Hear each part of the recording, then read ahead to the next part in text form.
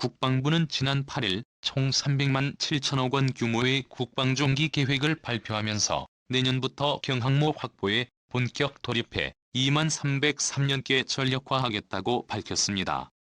이에 외신들도 많은 관심을 보였는데요. 예상한 대로 중국과 일본이 가장 많은 관심을 보였습니다. 다음은 일본 네티즌들의 반응인데요. 댓글의 반응을 보면 일본은 꼭 힘으로 눌러줘야겠다는 생각을 하게 됩니다. 한국에 독도함이라는 군함이 있다. 일본에서 군함을 만들어 다케시마라고 하면 어떻게 반응하는지 보고 싶다. 한국이 항공모함을 만드는 것은 제멋대로이지만 돈을 쓰레기통에 버리다. 이것보다 더 정확한 표현이 있을까? 네, 안녕하십니까? 군사기밀 뉴스 TV입니다. 알람 설정을 하시면 영상 업로드 시 바로 시청하실 수 있습니다. 최근 복수의 중국 언론들도 한국의 항공모함 건조 가능성에 대해 보도하였습니다. 이 같은 소식에 중국 네티즌들도 애플 35가가 항모 문턱을 완전히 낮춰버렸구나. 오버하지 마라. 한국은 잘해야 껍데기 하나 만들 수 있다 등등 일본과 비슷한 반응을 보였습니다. 하지만 중국 언론들은 한국의 조선 기술에 대해 더 많은 관심을 보였는데요. 2016년부터 지금까지 꾸준하게 관심을 보이는 배가 있습니다. 기사를 보면 한국이 만든 이 배는 인정한다며 항공모함과 연결하는 내용들이 많습니다. 한국의 언론보다 중국 언론이 다른 기사를 더 찾기 쉬울 정도로 중국에서 관심을 나타냈습니다. 한 척이 20대의 라오닝함과 맞먹는다. 배수량 110만 톤 한국의 거물 공정성이 주목을 받고 있다. 전 세계에 단 한 척 국내 조선기술 집약체 파이오니어링 스피릿도 본격 현장 투입 파이오니어링 스틸레토는 우리나라 조선업체가 건조한 세계에서 단 한 대뿐인 초대형 플랫폼 및 파이프 설치선으로 2016년 시운전을 마치고 국해 현장에 본격 투입됐습니다. 첫 작업으로 1만 톤의 해양 구조물을 들어올려 우리나라 조선업계의 기술력을 전 세계에 과시했다는 평가를 받았습니다. 특히 파이오니어링 스피리토는 일반 3,500원 무게 유전 개발 시추 설비를 직접 들어올린 뒤 운반하면서 해외 조선 및 해운업체와 언론으로부터 크게 주목을 받았습니다. 해외 언론의 이 같은 관심은 세계 최초로 건조된 단 한 대뿐인 선박으로 우리나라 조선 기술의 진면목을 보여줬기 때문입니다. 지금까지 해양구조물 건설사는 건조된 사례가 다수 있었습니다. 하지만 플랫폼의 상부 구조물인 홉사이드와 함께 홉사이드를 지지하는 재킷까지 한 번에 들어올려 운반하고 설치 및 해체를 할 수 있는 선박은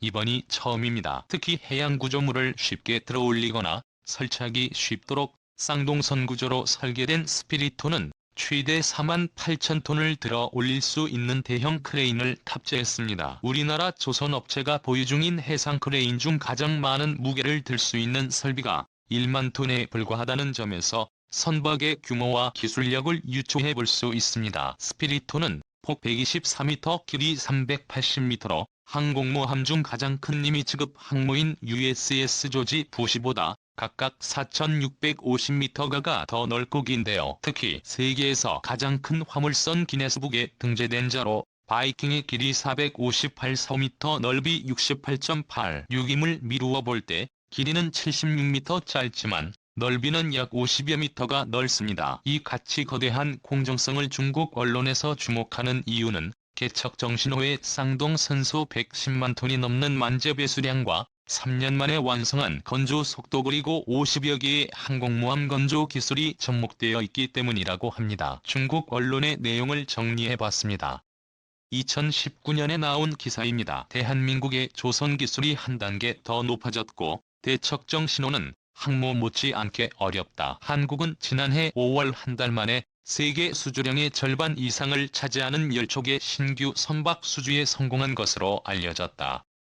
한국 경제의 발달 뒤에는 조선업도 있었다. 최근 한국이 개발하고 건설한 거대한 쌍동선은 한국 조선 기술을 누구도 따라올 수 없는 새로운 수준으로 끌어올렸다. 2012년 한국의 대우조선소는 쌍동선을 만드는데 3년밖에 걸리지 않았으며 금까지 세계 최대의 쌍동선 엔지니어링 선박이다. 이 배는 개척 정신보다 해상 석유 및 가스 파이프라인과 운송을 위한 대형 해양 플랫폼을 구축하는 데 사용된다. 해외 석유 탐사에 큰 도움이 된다. 개척 정신 사업 수송선은 2015년에 정식으로 진수돼 만재 배수량이 110만 톤에 달하는 반면 중국 라오닝 항공모함의 만재 배수는 6만 톤에 불과하다. 한 척의 배수량이 려오닝함 20척과 맞먹는다고 한다. 한국은 처음에 기존 슈퍼크루즈선 2척의 중간 부분을 용접할 계획이었으나 전문가들의 많은 측정과 계산 끝에 이 방법이 효과가 없다는 것을 발견하여 처음부터 제작하기로 결정했다. 부피 측면에서 개척 정신은 독특한 이중 선체 구조를 채택하여 초기 건설 및 이후 작업에 큰 편의를 제공한다. 외관상 개척 정신은 양쪽의 평지 갑판을 단 상체 항모를 닮았다. 개척정 신호는 건설 과정에서 항공모함의 고유한 기술을 쉽게나 채택한 것으로 알려져 있다. 따라서 이 수송선이 성공적으로 건설된 후 중국과 러시아를 포함한 많은 국가에서 쌍동선 수송선을 만들 생각을 하고 있다. 만약 그것이 항공모함으로 개조될 수 있다면 300대의 스텔스 전투기를 수용할 수 있는 능력을 갖추게 될 것이며 갑판 위에 2개의 비행갑판은 함재기량과 함재기의 이착륙 효율성에 큰 도움이 될 것이다. 항모에 버금갈 정도로 건조가 어려운 이 해상 거인은 대한민국의 조선 능력을 충분히 과시할 수 있을 것이다.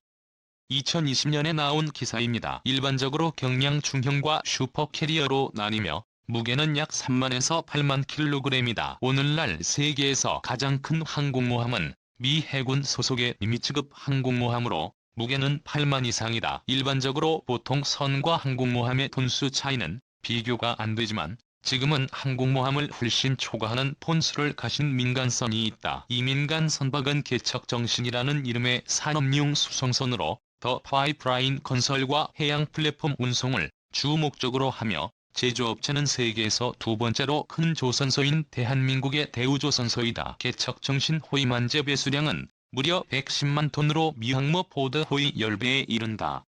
배수량만 따지면 이 배가 압도적이다. 이 같은 다 통금 민간소는 항모 한 척 못지않게 건조가 쉽지 않은데도 대우조선소는 그것을 만들었을 뿐만 아니라 매우 빠르게 만들었다. 그리고 데이터에 따르면 선박의 톤수가 엄청날 뿐만 아니라 갑판 14개 선실 2808개 특수강과 같은 항공모함 특화기술 수신기를 보유하고 있어 제조 난이도가 일반 선박보다 더 높은 수준임을 보여준다. 대우조선은 항공모함 같은 배를 3년 만에 건조해 어떤 보안 기술을 얻는지 이 기술들이 항공모함 제작에 가능한 것인지 궁금해진다. 독특한 이중선체 구조는 항공모함의 새로운 구조 개념을 제공한 이 개념이 실현될 경우 항공모함은 최소 200대의 함재기를 탑재할 수 있으며 체형은 2배로 증가해 해상 전투 능력이 크게 향상된다. 배수량 제조 시간 및 선체에 대한 배척성 신호의 주요 돌파구는 항공모함 개발에 대한 참조와 새로운 아이디어를 제공했으며 앞으로 조선업에서 뒤지지 않도록 끊임을 탐색해야 할 필요가 있음을 일깨워주었다. 개척 정신 또는 운영 능력 측면에서도 숨이 멎을 정도다. 대한민국은 완성한 해양 강국으로 크레인 시스템은 한 번에 4만 8천 톤의 대형 구조 부품을 들어올릴 수 있으며 그 무게는 2개의 에펠탑에 해당한다. 프랑스의 핵추진 항공모함 샤를 드고르가 완전히 무장된 경우에도 쉽게 들어올릴 수 있다. 선미에는 2만 5천 톤의 강철을 들어올리는 사용할 수 있는 크레인 시스템도 있다. 개척정 신호가 민간 선박이라는 점을 감안하면 니미츠급 항공모함과 같은 많은 전투 및 지원 인력을 배치할 필요는 없지만 자동화 수준은 여전히 매우 인상적이다. 이렇게 거대한 해상 공작선을 운용하는데 571명이 필요한데 미 해군의 핵추진 항모 12척을 가동하려면 6만 명에 육박해야 한다. 이보다 많은 기사들을 찾았는데요. 내용이 비슷하여 정리했습니다. 대부분의 내용이 한국의 조선 기술은 이미 슈퍼캐리어급 항공모함도 건조할 수 있다는 뉘앙스를 풍기고 있었고 그 기술을 부러워하고 있었습니다. 중국은 자신들의 조선 기술이 한국, 일본과 나란하다고 하지만 누구나 알고 있는 것처럼 수주량에서부터 수주되는 선박의 종류를 볼 때 기술력의 차이는 극명합니다. 정부가 항공모함 도입 사업에 팔을 걷어붙이고 나선 이유는 표면적으로는 북한과 주변국의 위험 양상 변화 때문입니다. 북한은 신형 탄도 미사일과 대구경 방사포를 개발해 실전에 배치하고 있고 중국과 일본은 항공모함을 2에서 4척씩 도입하며 군사력 증강에 박차를 가하고 있습니다. 특히 일본의 항공모함 도입에 적극적으로 대처해야 한다는 대통령의 강한 의지가 항모 도입 사업의 강력한 추진력으로 작용한 것으로 알려졌습니다. 즉 이번 항모는 대일령도 성격이 짙다는 것입니다. 하지만 일부 군사 전문가들은 어림없다고 이야기합니다.